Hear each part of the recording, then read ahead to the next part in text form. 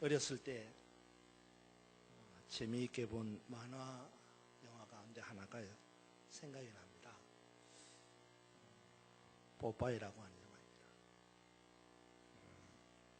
대부분의 만화 영화 내용이 그렇듯이 이 뽀빠이라고 하는 만화 영화도 처음에는 깡마른 최고의 뽀빠이가 뚱뚱한 블루투스에게 당하기만 합니다.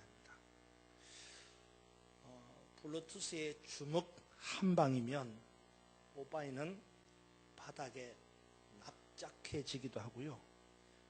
또 주먹 한 방이면 심리 밖으로 날아가 버리기도 합니다. 아무리 봐도 뽀빠이는 블루투스를 이길 수가 없을 것 같습니다. 그런데 가장 극적인 순간에 반전이 일어납니다. 매번 수세에 몰리던 이 뽀빠이가 이걸 먹는 순간에 거짓말같이 역전의 용사가 됩니다. 그게 뭡니까? 바로 시금치입니다. 계속해서 얻어맞고 궁지에 몰리던 이 뽀빠이가 이 시금치를 먹는 순간 이런 노래가 나옵니다. 따다다단 따단 따다다단 따단 따다다다다다다다다다다다단 따단 뿡뿡. 그러니 캔을 딱 마시면 뽀빠이가 힘이 팍 나가지고 슈퍼맨이 돼서 블루투스를 순식간에 물리칩니다. 지금 생각해보면 식상한 내용이지만 그때는 정말로 재미있게 보았던 기억이 있습니다. 뭐가 그렇게 재미있었는지 지금 생각해보면 뻔한 내용이고 당연한 내용인데 그때는 그게 그렇게 재미있었습니다. 뭐가 그렇게 재미있었을까요? 아마도 스토리의 반전 때문이지 아닌가 그런 생각을 해봅니다. 이 빼빼 마른 체구, 빈약한 모습의 뽀빠이는 결코 이길 수 없는 캐릭터입니다.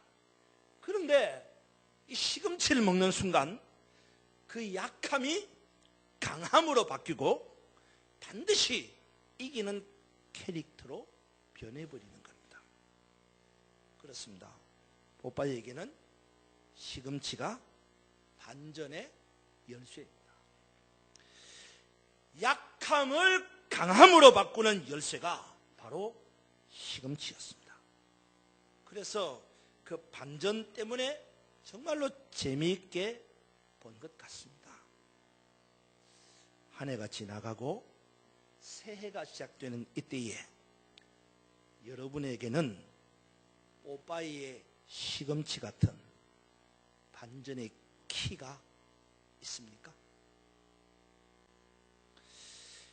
약함을 강함으로 바꾸는 반전의 키, 그 반전의 키가 있습니까?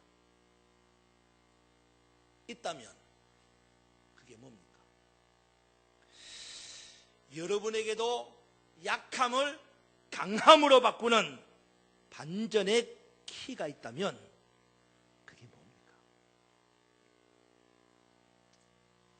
여러분이 보실 때는 지금 제 모습이 이 모양 이 꼴이라도 제가 초등학교 시절에는 탁구를 좀 쳤습니다.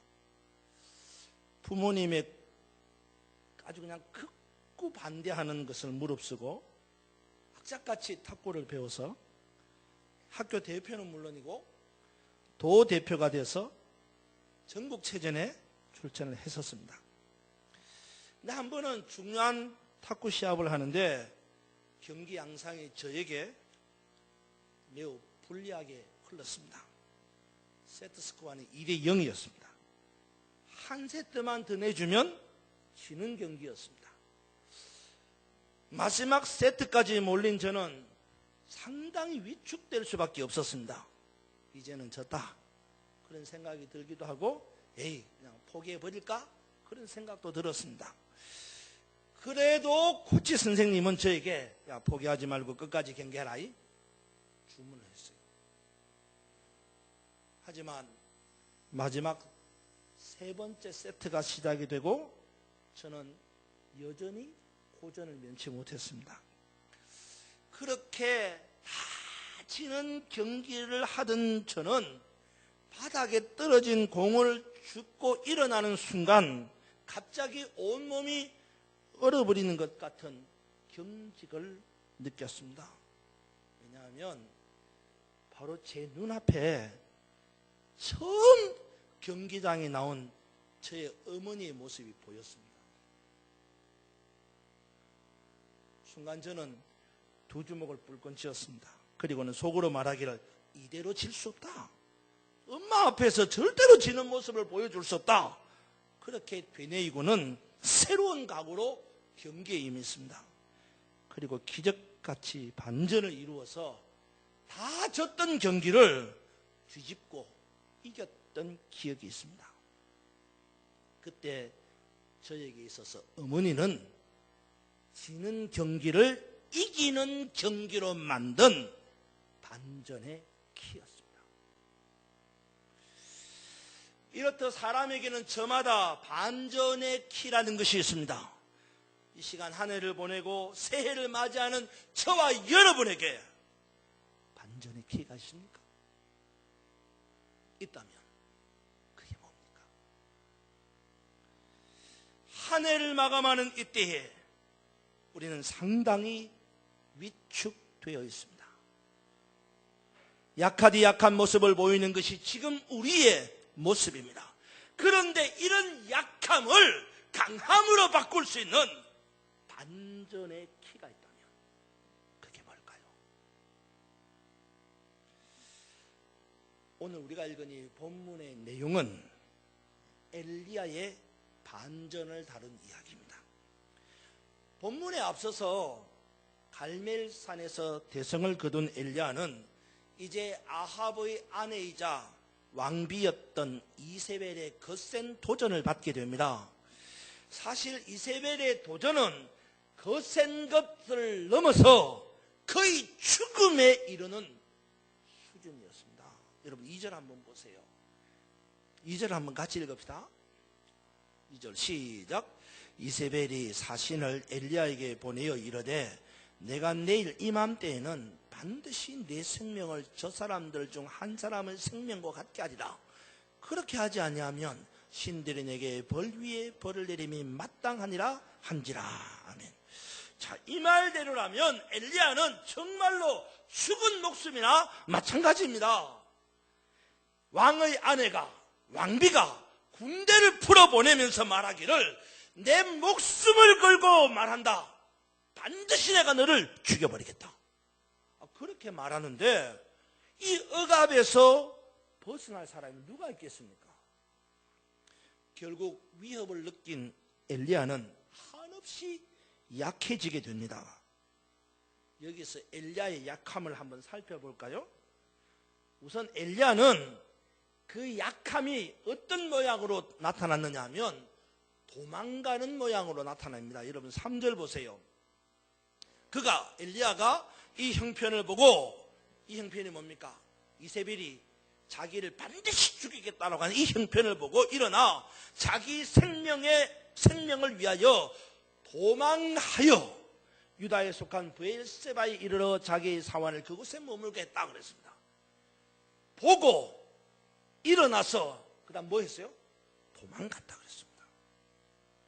생명의 위협을 느낀 엘리야는 한없이 약한 모양이 나타났는데 그게 뭐냐? 도망가는 모습이었습니다.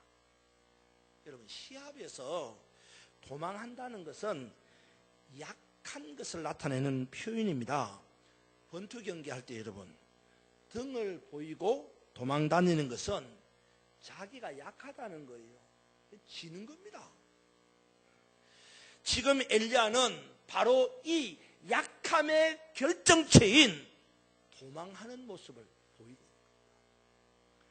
거기다가 엘리야는 그 약함 때문에 어디로 들어갔느냐? 광야로 들어갔다 그랬습니다. 여러분 4절 보세요. 자기 자신은 광야로 들어가 하룻길쯤 가서 한 로뎀나무 아래 앉아서 거기 자기가 죽기를 원하여 이르되 여호와여 넉넉하오니 지금 내 생명을 거두시옵소서. 나는 내 조상들보다 낫지 못하나이다 하고, 엘리야는 지금 어디로 들어갔다고 이야기했습니까? 약한 엘리야는 광야로 들어갔다고 말합니다. 여러분, 지금 이렇게 약해진 엘리야가 가야 할 곳이 있다면 어디로 가야겠습니까? 약해진 엘리야가 가야 될 곳이 있다면 어디로 가야 할까요? 정말 광야로 가야 하는 것입니까? 아닙니다. 엘리야가 약해졌다면 그는 선지자이기 때문에 자신의 약함을 강함으로 바꿀 수 있는 하나님이 계신 성전으로 가야 했을 것입니다. 그런데 그럼에도 불구하고 엘리야는 광야로 들어가 버렸어요. 아마도 광야로 가면 숨기 좋을 것이라고 생각했던 모양입니다. 그러나 여러분, 광야는 숨기 좋은 것이 아니라 지치기 좋은 것입니다. 여러분, 이걸 알아야 됩니다. 성전에는 쉼이 있지만 광야에는 피곤이 있다는 사실을 알아야 됩니다. 주님이 말씀하십니다. 수고하고 무거운 짐진 자들아 다 내게로 오라. 내가 너희를 쉬게 하리라. 주님은 우리를 쉬게 하시는 분입니다. 우리가 약해졌다? 그러면 주님이 계시는 성전으로 달려가야 하는 것입니다. 그런데도 불구하고 엘리야는 성전이 아닌 어디로? 광야로 들어갔어요. 판단 미스예요. 왜? 약하면 그렇게 되는 겁니다. 여러분, 약하면요 어디로 가야 될지 분간을 잘 못합니다. 약하면 이렇게 해야 될지 저렇게 해야 될지 판단이 안 서는 거예요. 왜? 약하면 마귀가 우리를 흐트려 놓기 때문입니다. 그러므로 여러분, 약하다 싶으면 생각할 거 없습니다. 무조건 성전으로 나와야 됩니다. 우리는 강하게 하시고 담대하게 하시는 하나님이 계시는 이 성전으로 무조건 달려와야 됩니다. 셋째로, 약한 엘리야의 모습은 마침내 포기하는 것으로 클라이막스를 보냅니다. 여러분 4절 보세요. 다시 4절에 보면 이렇게 말합니다. 자기 자신은 광야로 들어가 하룻길쯤 가서 한 로뎀나무 아래 앉아서 자기가 죽기를 원하여 이르되 여호와여 넉넉하오니 지금 내 생명을 거두시옵소서. 나는 내 조상들보다 낫지 못합니다. 그렇습니다. 엘리야는 더 이상 버틸 힘이 없었습니다. 그래서 하나님께 구하기를 차라리 죽여달라는 거예요. 포기하는 거예요. 이렇듯 약하면 포기하게 됩니다. 더 이상 견딜 만한 힘이 없으면 견디다 못해서 그만 포기해버리는 겁니다. 이처럼 약한 엘리야는 도망하고 광야로 잘못 들어가고 그리고 마침내 포기해버리는 모습을 보여주고 있습니다. 근데 여러분, 이게 엘리야의 모습만 이렇습니까? 지금 우리의 모습이 이렇지 않습니까? 한 해를 다 보낸 지금 우리의 모습이 참으로 연약합니다. 엘리야처럼 어디론가 도망가 버리고 싶지 않습니까? 사실 저는 정책당회를 들어가기 전에 3주간 동안 기도원에 있으면서 하나님 내려가기 싫습니다. 저 다른 데로 도망가 버리고 싶습니다. 저 평강교회를 가기 싫습니다. 교회가 싫은 것이 아니라 한 해 동안 해놓았던 것이 아무것도 없다는 생각 때문에 부끄러워서 오지를 못하겠어요. 어디론가 도망가 버리고 싶었어요. 성전으로 가야 할지 광야로 해야 될지 제대로 판단조차 하지 못하면서 마침내 될 대로 되라는 식으로 포기하는 모습을 오늘 우리가 보여주지 않느냐 이 말이에요. 부지런했습니다. 최선을 다했습니다. 열심을 내었습니다.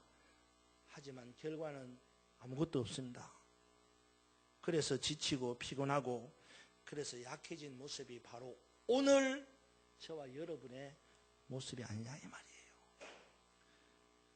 그런데 이런 엘리야, 약해진 엘리야를 변화시키는 사건이 일어났습니다. 바로 약한 엘리야를 강한 엘리야로 바꾼 사건이었습니다. 어떻게 바꾸었습니까? 오늘 본문에 보니까 하나님이 천사를 보내시고 어루만지시고 떡과 물을 마시게 함으로 약한 엘리야를 강한 엘리야로 바꾸어 주셨습니다. 한번 따라서 천사를 보내시고 어루만지시고 떡과 물을 먹고 마시게 함으로. 여러분 한번 고백합시다. 하나님, 나에게 천사를 보내시고 나를 만져주시고 내게 떡과 물을 주시옵소서. 그래서 약함이 강함으로 바꾸어지기를 주님의 이름으로 축원합니다. 여기서 하나님이 천사를 보내셨다는 것은 하나님께서 홀로 버려두지 않겠다는 하나님의 의지입니다. 여러분, 하나님이 주신 가장 큰 축복이 뭔지 아십니까? 다른 게 아니에요. 하나님이 우리에게 주신 가장 큰 축복은 하나님이 그냥 우리와 함께 하시는 거예요. 구약에서 광야를 떠돌던 이스라엘 백성에게 가장 큰 힘이 된 것은 바로 샤켄 하시는 하나님, 임마누엘 하시는 하나님, 임재하시는 하나님이었어요. 하나님이 함께 하시는 것만큼 더 큰 은혜가 없습니다. 약한 자를 강하게 하시는 가장 큰 능력은 하나님의 동행입니다. 이 시간 하나님이 여러분과 함께함으로 한 해 동안 지치고 약해진 여러분들이 강함으로 바꾸어지기를 주님의 이름으로 축원합니다. 또 여기서 하나님이 어루만지셨다는 것은 하나님이 터치한 거예요. 강함을 약함으로 바꾸는 데 있어서 만지는 것만큼 더 좋은 것이 없습니다, 여러분. 예? 남편 되신 여러분들, 피곤한 아내의 손을 한번 어루만져 보세요. 아내의 피곤함이 사라집니다. 아내 되신 여러분들, 지친 남편의 어깨를 만져보십시오. 남편의 어깨가 올라갑니다. 연약한 자녀들의 얼굴을 만져보십시오. 자녀의 얼굴에 화색이 돕니다. 여러분, 만지는 것만큼 약한 것을 강하게 하는 것이 없습니다. 우리 주님이 우리를 찾아오셔서 어루만지실 때에 여러분의 약함이 강함으로 바뀌는 축복이 있을 줄로 믿습니다. 또 여기서 필요를 채워주시는 것만큼 약함을 강함으로 바꾸는 것이 없습니다. 엘리야는 몇 날 며칠이고 마시지 못했고 먹지 못해서 매우 지쳐 있었고 때문에 약해져 있었습니다. 그런 엘리야에게 하나님은 천사를 보내시고 먹게 하시고 마시게 하심으로 약함을 강함으로 바꿔주셨습니다. 제가 이게 정말 몇 주 안 됐는데, 한 2주밖에 안 됐는데 요즘 교회 학교를 보면 힘이 나는 것 같아요.